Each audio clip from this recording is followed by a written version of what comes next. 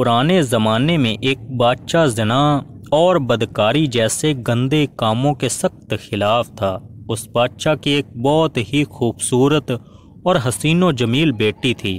شہزادی کے حسن پر سب درباری عاشق تھے۔ شہزادی کے چلنے کے انداز کو دیکھ کر بڑے بڑے شہزادے اپنے دوڑاتے ہوئے گھوڑوں کا رخ موڑ دیتے تھے، کیونکہ شہزادی کا چہرہ دودھ کی طرح سفید اور اس کی آنکھیں ہیرے جیسی چمکدار تھی۔ جو بھی شہزادی کو دیکھتا اس پر پہلی ہی نظر میں فدا ہو جاتا۔ اب شہزادی جوان ہو چکی تھی، لیکن بادشاہ سلامت نے اس کی شادی ابھی تک کسی کے ساتھ نہیں کی تھی۔ ناظرین، شہزادی اپنے منہ سے اپنے باپ کو کچھ کہہ نہیں سکتی تھی، لیکن آہستہ آہستہ اس کے دل میں کسی نامحرم کے ساتھ بدکاری کرنے کی خواہش پیدا ہونے لگی۔ ایک دن شہزادی بادشاہ کی غیر موجودگی میں محل کی چھت پر گئی اور وہاں جا کر پوری سلطنت کا نظارہ کر رہی تھی کہ اچانک شہزادی کی نظر جنگل میں ایک جھونپڑی پر پڑی، جس کے آگے ایک نوجوان بغیر قمیض کے ورزش کر رہا تھا۔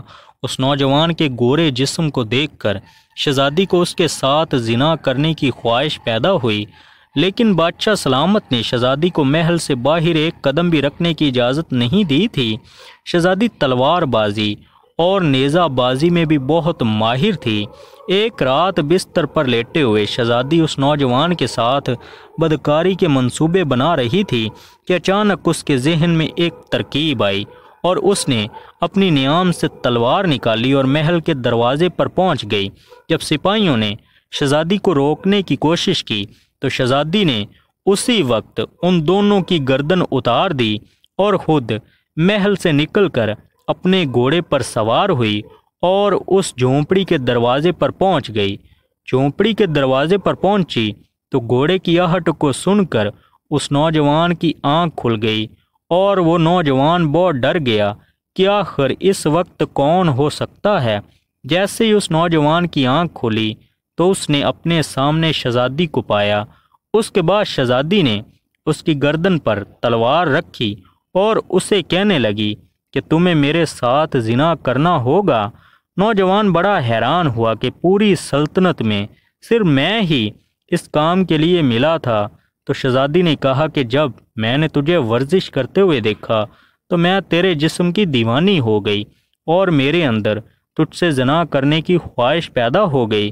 پھر میں نے ٹھان لی تھی کہ تجھ سے اپنی خواہش پوری کروا کے ہی رہوں گی۔ پھر شہزادی نے اس کے کپڑے پھاڑ دیے اور اس کے ساتھ بدکاری شروع کر دی۔ ناظرین، ساری رات اس نوجوان کے ساتھ زنا کرنے کے بعد وہ محل میں پہنچ گئی۔ جب صبح ہوئی اور بادشاہ کی آنکھ کھلی تو وزیر نے بادشاہ سلامت کو بتایا کہ حضور محل کے دروازے پر 2 سپاہی مارے ہوئے پڑے ہیں۔ بادشاہ یہ سن کر بڑا حیران ہوا کہ 2 سپاہیوں کو کون مار سکتا ہے۔ پھر بادشاہ نے سوچا کہ شاید کوئی ڈاکو آئے ہوں اور انہوں نے مزاحمت کر کے ہمارے 2 سپاہی مار دیے۔ لیکن جب دوسری رات ہوئی تو پھر شہزادی اپنی تلوار لے کر دروازے پر پہنچ گئی اور پھر 2 سپاہیوں کو مار کر وہاں سے اس نوجوان کی جھونپڑی میں گئی اور ساری رات اس کے ساتھ بدکاری کرتی رہی اور پھر اندھیرا ختم ہونے سے پہلے محل میں لوٹ آئی۔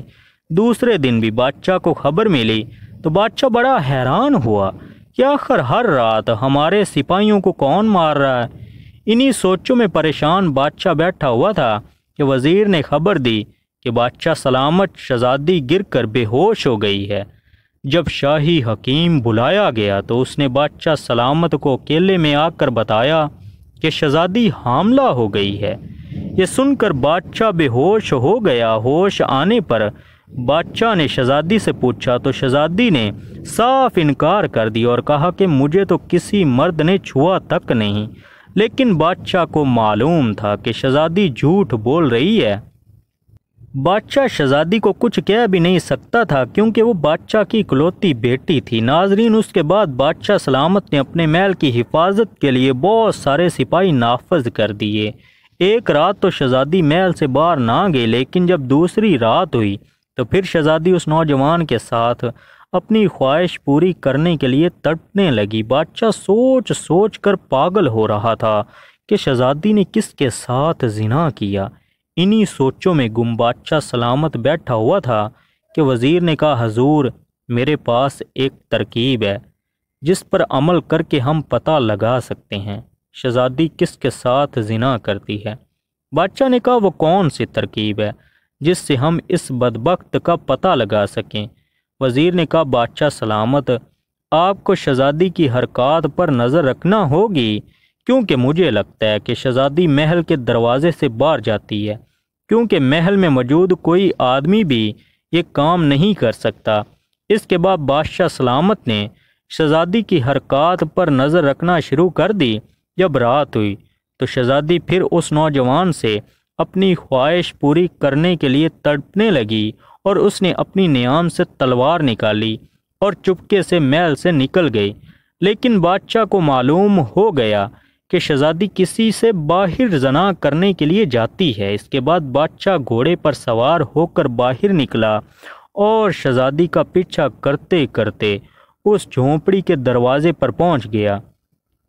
ناظرین جیسے ہی دروازے پر پہنچا تو دیکھ کر بادشاہ سلامت کے پیروں تلے سے زمین نکل گئی، کیونکہ شہزادی اس نوجوان کی گردن پر تلوار رکھ کر اس سے زنا کروا رہی تھی۔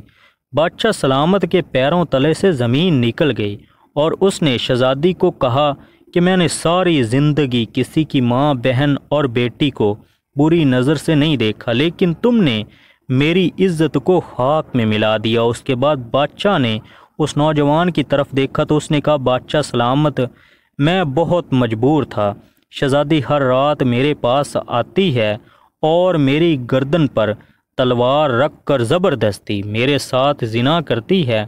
پھر جب بادشاہ سلامت شہزادی اور نوجوان کو لے کر محل آیا تو بادشاہ کے ایک بزرگ وزیر نے کہا کہ بادشاہ سلامت اگر آپ برا نہ مانیں تو ایک بات کہنا چاہتا ہوں۔ بادشاہ نے کہا کہ کہو کیا بات ہے؟ وزیر نے کہا بادشاہ سلامت آپ یاد کریں کہ آپ نے زندگی میں کبھی کسی نامحرم لڑکی کے ساتھ زنا کیا تھا۔ بادشاہ نے اپنے ماضی میں نظر دوڑائی تو اس کو ایک واقعہ یاد آیا کہ جب میں جوان تھا تو ایک دفعہ ایک گاؤں سے گزرتے ہوئے مجھے ایک لڑکی پسند آ گئی اور میں نے اس غریب کی بیٹی کے ساتھ زبردستی زنا کیا تھا اور پھر وہاں سے چلا گیا، لیکن اس کے بعد میں نے اس گناہ سے توبہ کی تھی۔ پھر بزرگ بولا بادشاہ سلامت زنا انسان پر قرض ہوتا ہے اور آج آپ نے وہ قرض چکا دیا۔ اگر آپ نے اسی وقت اپنے گناہ کی معافی مانگ لی ہوتی تو شاید آپ کو یہ دن دیکھنا نہ پڑتا۔ پھر اس بزرگ نے کہا کہ بادشاہ سلامت آپ نے جس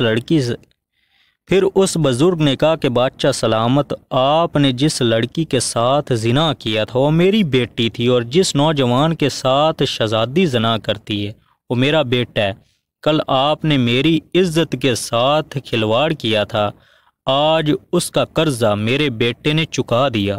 اس کے بعد بادشاہ سلامت نے اپنے تمام گناہوں سے معافی مانگ لی اور اس نوجوان کی شادی شہزادی سے کر دی، اور اپنے ملک میں یہ قانون بنا دیا کہ اگر کوئی بھی انسان زنا کرتے ہوئے پکڑا گیا تو اس کو محل کے سامنے سنسار کر دیا جائے گا۔